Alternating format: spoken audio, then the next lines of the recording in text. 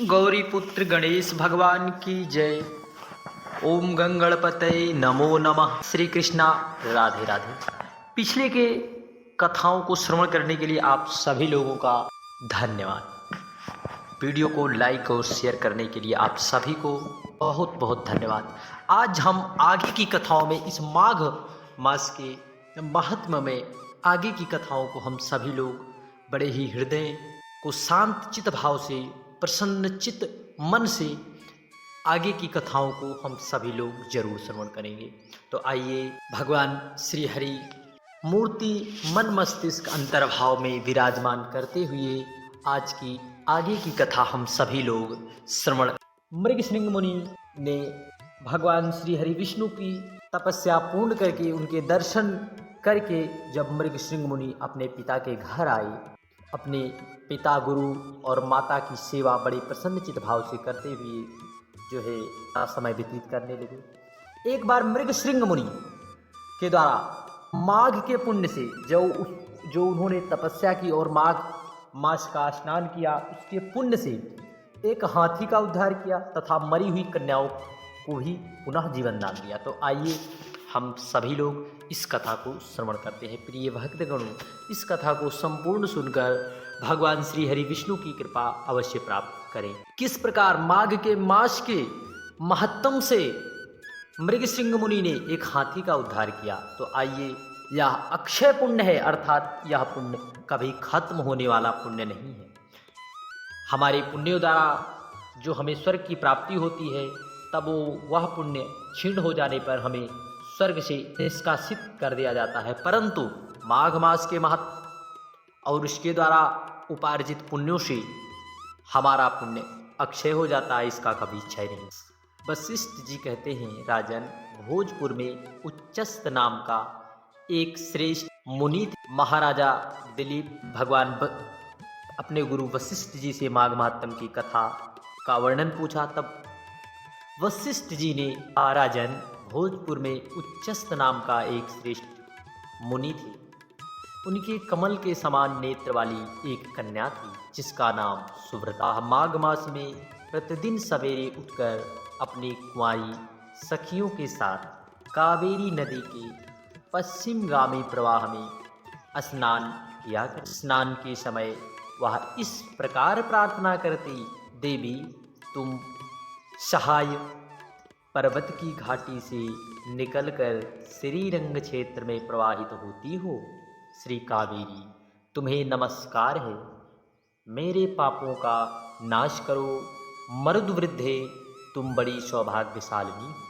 माघ मास में जो तुम्हारे जल में स्नान करते हैं, उनके बड़े बड़े पापों को हर लेती हो। माता, मुझे मंगल प्रदान करो। पश्चिम वाहिनी कावेरी, मुझे पति, धन, पुत्र, संपूर्ण मनोरथ और पतिव्रत पालन की शक्ति दो। यूं कहकर सुव्रता कावेरी को प्रणाम करती हुई और जब कुछ सूर्य भगवान का उदय होने लगा, उसी समय वह नित्य स्नान किया करती। इस प्रकार उसने 3 वर्षों तक माघ स्नान किया। उनका उत्तम चरित्र था। गृहकार्य में चतुरता देखकर पिता का मन बड़ा ही प्रसन्न रहता था। वे सोचने लगे, अपनी कन्या का विवाह किससे करूं। इसी बीच में महात्मा कुत्स मुनि ने अपने पुत्र ब्रह्मचारी वत्स का मृगशृंग मुनि का विवाह करने के लिए उच्चस्त की सुमुखी कन्या सुव्रता का वरण करने का विचार किया। बड़ी सुंदरी थी, उसमें अनेक शुभ लक्षण था, बाहर भीतर से शुद्ध तथा निरोग थी। उस समय उसकी कहीं तुलना नहीं थी। वत्स मुनि ने उससे विवाह करने की अभिलाषा की। एक दिन सुव्रता अपनी 3 सखियों के साथ माघ स्नान के लिए अरुणोदय के समय कावेरी के तट पर गई। उसी समय एक भयंकर जंगली हाथी पानी से निकला। उसे देखकर सुव्रता आदि सभी सखियां भय से व्याकुल होकर भागी। हाथी भी बहुत दूर तक उनके पीछे पीछे गया। चारों कन्याएं वेग से दौड़ने के कारण हाँफने लगी।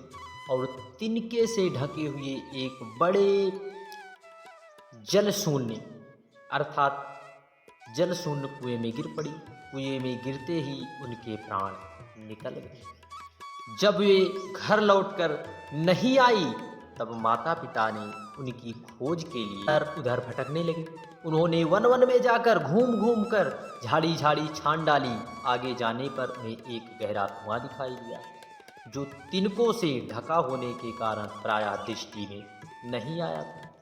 उन्होंने देखा वे कमल लोचन कन्याएं कुएं के भीतर निर्जीव पड़ी हुई। उनकी माताएं कन्याओं के पास चली गई और शोकग्रस्त हो बारंबार उन्हें छाती से लगाकर बिमले कमले सुरते सुरसे आदि तरह तरह के नामों से लेकर विलाप करने लगी। गाँव की माता जब इस प्रकार जोर जोर से क्रंदन कर रही थी, उसी समय तपस्या के भंडार कांतिमान धीर तथा जितेंद्रिय श्री मृगशृंग मुनि वहां आ पहुंचे। उन्होंने मन ही मन एक उपाय सोचा और सोचकर उन्हें आश्वासन देते हुए कहा, जब तक इस कमल नयनी कन्याओं को जीवित ना कर दूं तब तक आप लोग इसके सुंदर शरीर की रक्षा करें। यूं कहकर मुनि परम पावन कावेरी के तट पर गए और कंठ भर पानी में खड़े होकर मुख एवं भुजाओं को ऊपर उठ सूर्यदेव की ओर देखते हुए मृत्यु देवता की स्तुति करने लगे। इसी बीच में एक समय वहां वही हाथी पानी के भीतर से उठा और उन ब्राह्मण मुनि को मारने के लिए सूंड उठाए बड़े वेग से उनके समीप। हाथी का क्रोध देखकर भी मुनि प्रवर मृगशृंग मुनि जल से विचलित नहीं हुए, अपितु चित्र लिखित के चुपचाप खड़े रहे। पास आने पर एक ही क्षण में उस गजराज का क्रोध चला गया और वह बिल्कुल शांत हो गया। उसने मुनि को सूंड से पकड़कर अपनी पीठ पर बैठा लिया। मुनि उसके भाव को समझ गए। उसके कंधे पर सुखपूर्वक बैठने से उन्हें बड़ा संतोष हुआ और जब समाप्त करके हाथों में जल ले, मैंने 8 दिनों तक माघ का पुण्य तुम्हें दे दिया। यूं कहकर उन्होंने शीघ्र ही वह जल हाथी के मस्तक पर छोड़ दिया। इससे गज पाप रहित हो गया और मानो इस बात को स्वयं भी समझते हुए उसने प्रलयकालीन मेघ के समान बड़े जोर से गर्जना की। उसकी इस गर्जना से मुनि के मन में बड़ी प्रसन्नता हुई और कृपापूर्वक उस गजराज की ओर देखकर उसके ऊपर अपना हाथ फेरा। मुनि के हाथ का स्पर्श होने से उसे हाथी का शरीर त्याग दिया और आकाश मार्ग में देवता की भांति दिव्य रूप धारण कर दृष्टिगोचर हुआ। उस रूप में उसे देखकर मुनि को बड़ा ही विस्मय हुआ। तब दिव्य रूपधारी जीव ने कहा, मुनीश्वर, मैं कृतार्थ हुआ क्योंकि आपने मुझे अत्यंत निंदित एवं पापमयी सुयोनि से मुक्त कर दिया। दयानिधे, अब मैं सारा वृतांत बतलाता हूँ, सुनिए। पूर्व काल की बात है। नैषध नगर में विश्वगुप्त नाम के प्रसिद्ध परमात्मा धर्मात्मा एवं स्वधर्म पालन करने में तत्पर एक वैश्य रहते। मैं उन्हीं का पुत्र हूँ। मेरा नाम धर्म गुप्त है। स्वाध्याय, यजनदान, सूद लेना, पशु गोरक्षा, खेती और व्यापार, यही सब मेरा काम था। द्विजश्रेष्ठ, मैं अनुचित काम और दंभ से सदा दूर ही रहा करता था। सत्य बोलता, किसी की निंदा नहीं करता, इंद्रियों को काबू में रखकर अपनी स्त्री से ही अनुराग रखता और पराई स्त्रियों के संपर्क से बचा रहता। मुझ में राग, भय और क्रोध नहीं थे। लोभ और मत्सर भी मैंने छोड़ रखा था। दान देता, यज्ञ करता, देवताओं के प्रति भक्ति रखता और गौओं तथा ब्राह्मणों के हित में संलग्न, धर्म, अर्थ और कामना का सेवन करता तथा व्यापार के कामों में कभी किसी को धोखा नहीं देता। ब्राह्मण लोग जब यज्ञ करते उस समय उन्हें बिन मांगे ही धन देते। समय समय पर श्राद्ध संपूर्ण देवताओं का पूजन करता था। बेचे और अनेक प्रकार के सुगंधित द्रव्य, बहुत से पशु, दूध, दही, गोबर, पीपल, अन्न, सागर, बीज, सभी प्रकार के रस बेचा करता था। जो दूसरों को देता वह तौल में कम नहीं रहता था, औरों से लेता वह अधिक नहीं। इसी प्रकार मैं बेचने में छल कपट नहीं करता था। जो मनुष्य साधु पुरुषों को व्यापार में ठगता है वह घोर नरक में पड़ता है तथा उसका धन भी नष्ट हो जाता है। मैं सब देवताओं, ब्राह्मणों तथा गौओं की प्रतिदिन सेवा करता और पाखंडी लोगों से दूर रहता था। ब्राह्मण किसी भी प्राणी से मनवाड़ी और क्रिया द्वारा ईर्ष्या किए बिना ही मैं अपनी जीविका चलाई जाती है, वही परम धर्म है। मैं ऐसी ही जीविका जीवन निर्वाह करता था। इस प्रकार धर्म के मार्ग में चलकर मैंने 1 करोड़ स्वर्ण मुद्राएं उपार्जन की। मैंने एक ही पुत्र था जो संपूर्ण गुणों से श्रेष्ठ था। मैंने अपने सारे धन को 2 भागों में बांटा, आधा पुत्र को, आधा अपने लिए जो है हिस्से में लेकर पोखर खुदवाया। नाना प्रकार के वृक्ष बहु प्रकार से सामाजिक कार्यों के लिए हमने खर्च किया। कन्यादान में, गोदान में, तिल चावल गुड़ गेहूँ आदि का दान किया। तदंतर रस के चमत्कारों का वर्णन करने वाला कोई काल्पिक मेरे पास आया और कौतूहल पैदा करने के लिए कुछ करामात दिखाकर उसने मुझे अपने माया जाल में फंसाकर ठग लिया। उसकी करतूत देखकर मेरा विश्वास उसके प्रति बढ़ गया और रसवाद, चांदी सोना आदि बनाने के नाम पर मेरा सारा धन बर्बाद हो। पापालिक ने मुझे भ्रम में डालकर बहुत दिनों तक भटकाया। उसके लिए धन दे देकर मैं दरिद्र हो गया। माघ का महीना आया और मैं 10 दिनों तक सूर्योदय के समय महानदी में स्नान किया, किंतु बुढ़ापे के कारण इससे अधिक समय तक मैं स्नान नियम चलाने में असमर्थ हो गया। इसी बीच मेरा पुत्र देशांतर चला गया, घोड़े मर गए, खेती नष्ट हो गई और बेटे ने वैश्या रख ली। फिर भी भाई बंधु यह सोच कर किया बेचारा बूढ़ा धर्मात्मा है, पुण्यात्मा है, धर्म के ही उद्देश्य से मुझे कुछ सूखा अन्न और भात दे दिया। अब मैं अपना धर्म बेचकर कुटुंब का पालन पोषण करने लगा। केवल माघ स्नान के फलों को नहीं बेचा था। एक दिन जीवा की लोलुपता के कारण दूसरे के घर पर खूब गले तक ठूंस कर मिठाई खा ली। इसी से अजीर्ण हो गया।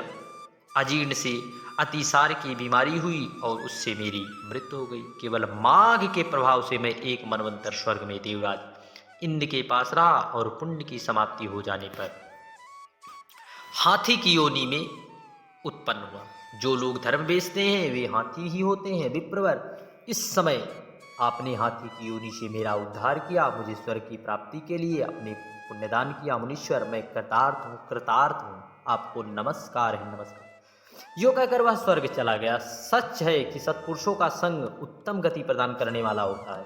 इस प्रकार महानुभाव मृग श्रृंग मुनि वैश्य को हाथी की योनि से मुक्त करके स्वयं गले तक पानी में खड़े होकर सूर्यनंदन यमराज की स्तुति करने लगे। ओम यमा धर्मराज मृत्यु अंतक वैवस्त काल सर्वभूता से औदुम्बर दग्ध नील परमेष्ठी वृकोदर चित्र और चित्रगुप्त, इन 14 नामों से पुकारे जाने वाले भगवान यमराज को नमस्कार किया, जिनका मुख दाढ़ों के कारण विकराल प्रतीत होता है। भौवें टेढ़ी क्रूरता जान पड़ती है, आंखें जिनके शरीर ऊपर की ओर उठे हुए बड़े से बड़े। जय श्री कृष्णा, राधे राधे। आगे की कथाओं को शेष अध्याय में हम सभी लोग श्रवण करेंगे।